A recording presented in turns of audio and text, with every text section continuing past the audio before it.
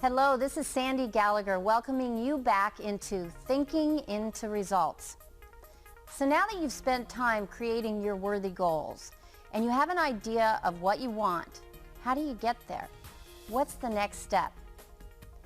I've discovered that often we go through life without conscious awareness. We're literally programmed to act, think, and behave in a certain way. And those habits become a part of our essence as human beings from a very early age. And that's why most people aren't doing what they really want to be doing. So if you want to change your results, you need to change your mind and think in a different way. Bob Proctor has spent over 50 years studying human behavior and potential. And through his experience and his knowledge, he'll guide you to a new way of thinking, and he'll help you close the gap between what you know and what you do. And you will be amazed at how different your world looks when you start to change your paradigms. You're on your way to understanding you a lot better, and when you open the door to new paradigms, results will begin to show up. The results that you want.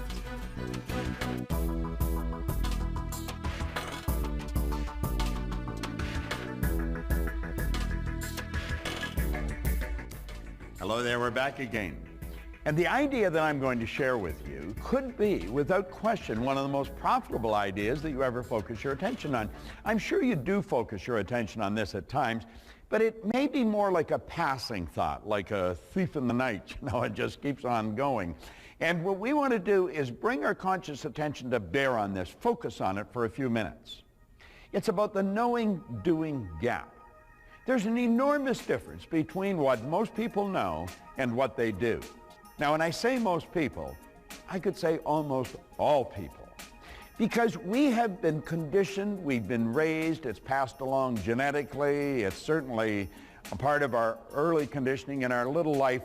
Our whole educational system is based on getting people to know things. We're given books. We study the books. The professor covers what's in the book. And then we're asked questions about what's in the book, and if we remember the answer to the questions, we're going to get a passing grade. And if we do that often enough, we could end up with a degree. And we could be wandering around an encyclopedia of knowledge and yet not be a very effective human being. Some of the most brilliant people in the world never make things happen. And then for some strange reason, you'll find another individual who may be functionally illiterate. They don't know how to read or write, and yet they're multimillionaires. They build multinational organizations. Now, why is that and how does it happen? Well, that's what I want to talk about. I want to talk about the two parts of our mind. The one part that gathers information, and that's the part that school focuses on from a very early age. And people gather information, but they don't necessarily do what they know how to do. And we find as we get older, this gap seems to get wider because we know more and we seem to do less. Now, do you know, that causes enormous amounts of frustration in a person's life. That frustration then is expressed in all kinds of behavioral patterns that is not conducive to profit in an organization or good results in a person's life. And so this is a lesson that everyone, regardless of what they're doing, should pay quite a bit of attention to. To start off, let's go back to the time when we're just little boys or little girls. I remember when I was a little kid, my mother would say, "Bob, why did you do that?" I'd say, "I don't know." See, I was doing things I didn't want to do. It was giving me results I didn't want to get, and yet I was doing them anyway. And then when I was faced with the problem, "Why did you do that?" I'd say, "I don't know." And my mother would say, "You know better?" "I know." "Why'd you do it?" "I don't know." And of course, this progressed on through school. All my school teachers, from time to time, they'd say, "Bob, why did you do that?" And I didn't know. They'd say, "Well, you know better." "I know." "Why'd you do it?" "I don't know." Now, I went into the Canadian Navy as a fairly young man, and this caused me some trouble. Commanding officers would say, "Proctor," and I'd, "Yes, sir." "Why did you do that?" I don't know." They say, "What do you mean you don't know? You know better." "I know." "Well, why'd you do it?" "I don't know." well, I'm going to teach you a lesson, and I'd be punished. They may fine me or have me do some kind of punishment, and I would grade out and do it again. They'd say, Proctor, how many times do you have to be told not to do this? I don't know, sir. What do you mean you don't know? You know better. I know. Well, this went on to different jobs when I got out of the Navy and I got married. And my wife said, why'd you do that? And I'd say, stop it right there. See, I was doing things I did not want to do. It was giving me results I did not want to get, and I was doing them anyway. Stop and think of the number of people that go on a diet.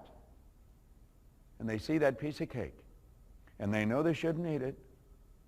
And they don't want the results it's going to give them. But they eat the cake. And somebody say, I thought you were on a diet. I am. Well, why'd you do that? I don't know. Now think about this. Do you know that corporations in America spend over $60 billion in a year helping people know more? That's really what training is. We're training them to know. It's not, most of it's not experiential training. It's gathering information. You see, it's part of our conditioning.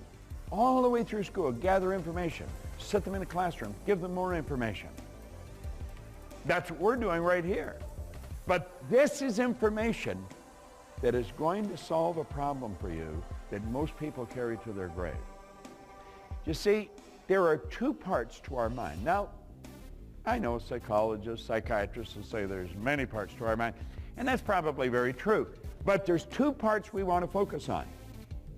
There's the conscious mind. That's referred to as the educated mind. The educated mind, the conscious mind, gathers information. We read the book, we remember what's in the book, we answer questions, and we pass the exam.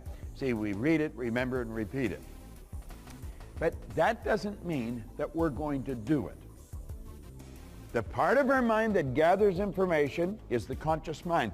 Now, the subconscious mind is the part of the mind that causes this thing that we live in, what we call our body, to do what it does. And it's our behavior that's going to determine our results. So we figure that out, and we try to get people to change their behavior. If you don't go to the primary cause of results, there's not going to be any permanent change. When you do go to the primary cause of results, then there's permanent change. So you have to ask yourself, why do they behave as they do? And that answer rests in the person's subconscious mind. It's in what we call the paradigm. Now, the paradigm is that section in our subconscious mind that gathers habits. A habit is nothing but an idea fixed in a person's subconscious mind that causes them to do something without any conscious thought. We all have an enormous number of habits. When we get up in the morning, there's sort of a routine that we move into. And we just automatically start doing things. Stop and think of people in your business. Some of them come in late. They're always late. You chastise them, you may have a talk to them about it, and they're probably on time for a couple of days. But the next thing you know, they're late. And they've always got an excuse, and it's a good excuse, but it's never the reason why they're late. They are programmed to run late. That's what they're programmed to do. Now, there's somebody else that's always early. That's part of their paradigm. They're always there early. They're sitting ready, to get the meeting underway. They're there early. Ever looked at that? Let's stop and think of salespeople. There's millions of dollars spent in sales training, but there's not a lot of great salespeople. Anybody can be, but not everybody is. So we train the people and we show them how to do things, and then they don't do it. See, people know how to make presentations, they know how to overcome objections, they know how to close the sale, but that doesn't mean they're going to do it. This goes on and on and on. You go into a factory or you go into an office, and you're going to find people that are performing way below the level that they should perform at. You see, knowing is not enough. Results are the name of the game. By their fruit you'll know them was good advice. The results always tell an interesting story. They tell where the person is programmed. Now, when a person comes to work with me, I start asking a series of questions. And what I want to find out is, how are you programmed? One of the first things I'll ask people is, what's the most you've ever earned? That gives me an idea of where their mind is programmed with respect to money. I want to try and get some kind of a handle on their history. And there's a pattern to it, and that's all caused by the paradigm. Well, you see, if we start to understand the paradigm, we start to understand the power of habit, when we start to understand how this subconscious mind is literally programmed, that's when we can start to change it. Now, that is a baby that's arriving on the scene, a brand new baby. Now, whatever's going on around that baby goes right into that baby's subconscious mind. All the ideas, all the thoughts that are going on around the child go right into that baby's subconscious mind. Now, when the baby arrived, they were already programmed. That's genetic conditioning. Stop and think of this for a moment. Most of the food you eat, you did not decide you liked. It was given to you before you had any conscious ability to make a decision, some kind of a critical decision, do you like this or not? You see, we are given food that our parents like. That's what we get. Why do they like it? Well, they were given food their parents like. You'd have to go a long way back in the family tree to find out who made the decision for you to do many of the things you're doing. And you say, oh, I don't believe that. Well, if you study it for just a very short period of time, you're not only going to believe it, it's going to be very obvious to you. Well, you see, these habits are passed along from one generation to the next. So when we arrive on the scene, when we make our great debut on planet Earth, we're already programmed. We're programmed. That's why we look so much like our relatives. Our body is an instrument of the mind. So here we are now. We arrive on the scene, and the subconscious mind is wide open. Whatever's going on around that baby goes right into that baby's subconscious mind. And it's repetition that fixes the idea in the subconscious mind. Carl Menninger from the Menninger Foundation down in Topeka said something one time that is very, very important and very true. He said environment is more important than heredity. In other words, the people we're surrounded by have more to do with who we are than what's built into the genes at birth. Now, the baby doesn't have any choice about the environment. They did not choose where they were going to be born. They're just here. And they're being programmed. And that programming goes on for the first 2 or 3 years until the baby starts to consciously think for themselves. But at that time, the programming is pretty well set. And so as energy flows to and through us, the thinking is already there. You see, the person's programmed to think in a certain way. Now, the paradigm is what causes us to behave as we do. Now, we start then at an early age gathering information. We gather more information. And that information is all loaded up in the conscious mind. But rarely does a person do anywhere near what they know how to do. You see, your conscious mind makes decisions. We make decisions based on all kinds of different factors. But, you know, the decisions we make are generally not carried out. We sit in meetings and we decide we're going to do things. We spend all kinds of time strategizing. But frequently the strategy is not executed. Why is that? It's because of the paradigms. Now, if we sat down and we're very open and honest about our paradigms and take a look at our behavioral patterns, we'll say, well, I know I'm not going to do that because I'm not programmed to do it. And if I'm going to do it, I'm going to have to change the programming. Now, that's what this program is all about. That's what thinking into results is about. See, thinking by itself will not change results. You've got to internalize the thinking. And as you internalize the thinking, and it's done through repetition, it's done through a process, the paradigm is changed, the behavior changed, and the results changed. That's what got me into this industry many, many years ago. I went from earning $4,000 a year to over $1 million, and it was almost like that. It was such a shocking change in results, I had to know why. Most people would have been satisfied with the results. I wasn't. I was happy about the results, but I had to know why I changed as I did. See, I had no formal education to speak of. I had a couple of months high school. I had absolutely no business experience. I had a fairly bad attitude when I first got into this, and yet my whole world changed. Built a company that operates all over the world. How does that happen? Well, you see, I learned that most of the things we're taught are not true. I was raised to believe that if you don't have a good formal education, you cannot win. That's not true. I don't have a good formal education, but I've won. Now think about this for a moment. If you don't have business experience, you can't win. Well, that's not true. I didn't have any business experience, and I built a company in Canada, the U.S., and in England. How did that happen? Well, you see, it's because these things happened that I had to start to study this. I want to know what happened to me. Well, you see, I had changed this paradigm. I didn't know what I had done. I was what you call an unconscious competent. Do you know that most people that are real high performers in an organization, the organization doesn't know what they're doing? What do they do that is so different? How come these hard chargers are doing such a good job? Some of the largest companies in the world that I've worked for have spent an absolute fortune shadowing their top performers, trying to figure out what are they doing so different. They operate with a different paradigm. Most people don't know. I had a gentleman come up to me one time in the Waldorf Astoria, a great big guy, and he said, Bob, he said, I've really got to thank you. It was a 3-day seminar.